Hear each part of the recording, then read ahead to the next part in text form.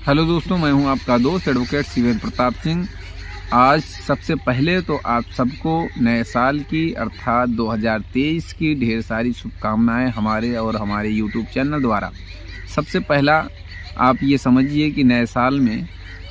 सबका जो जीवन है वो अस्त व्यस्त पूर्वक बीतता है, ये दुनिया जानती है, क्योंकि इतनी बिजी लाइफ हो गई है आजकल। तो हम बात करेंगे आज किसी एक ऐसे विषय की जो कि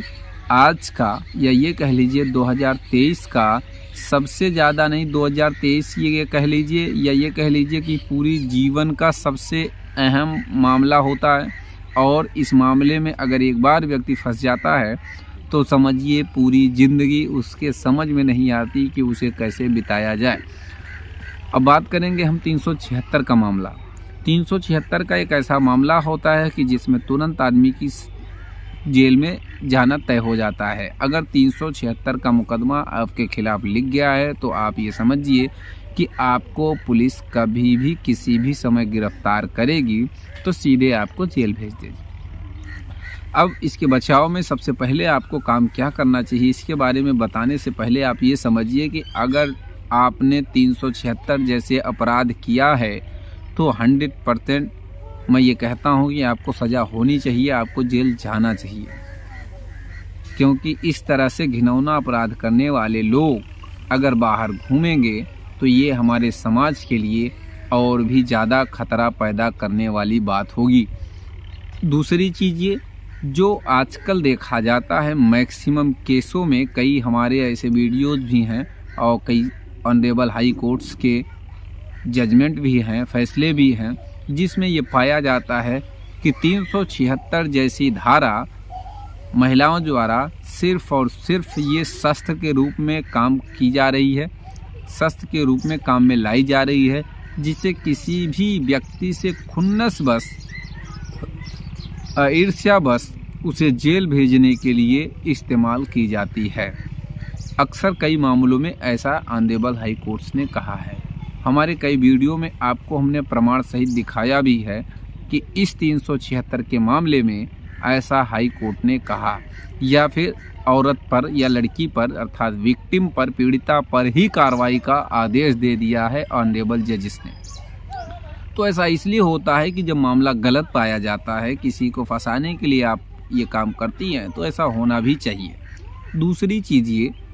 कि अगर आपको लगता है कि आप 376 जैसे अपराध में फंसने वाले हैं या कोई भी व्यक्ति आपको फंसाने के चक्कर में उसका गलत इस्तेमाल कर रहा है, तो सबसे पहले आपको ये करना चाहिए कि ऐसे व्यक्तियों के खिलाफ या ऐसे विक्टिम के खिलाफ जो कि आपके ऊपर गलत संबंध का जो है मुकदमा करने जा रही है, उसके खिलाफ एक एप्लीकेशन देना चाहिए, वरिष्ठ अधिकारियों को देना चाहिए, सूचनित करना चाहिए कि साहब ऐसी ऐसी बात है, ये इन घटनाओं में मद्देनज़र रखते हुए या इस डेट तारीख को घटना बताते हुए ऐसा FIR दर्ज करने की संभावना जताई जा रही, जो कि सरासर गलत है। दूसरा काम ये आप कर सकते हैं, अगर आपके खिलाफ FIR दर्ज हो गई है और मामला चार्जशीटेड नहीं है, अर्थात चार्जशीट नहीं फाइल हुई है, अगर चार्जशीट नहीं फाइल हुई है तो उसमें आप एक काम बेहतर अच्छा कर सकते हैं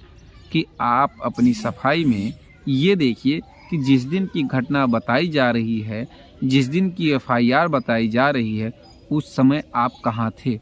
अगर आप उस समय एक कहीं और पे थे जहाँ की घटना बताई जा रही, वहाँ से काफ़ी दूर थे, कहीं नौकरी पे थे, कहीं जॉब में थे। अक्सर हमारे पास फ़ोन आता है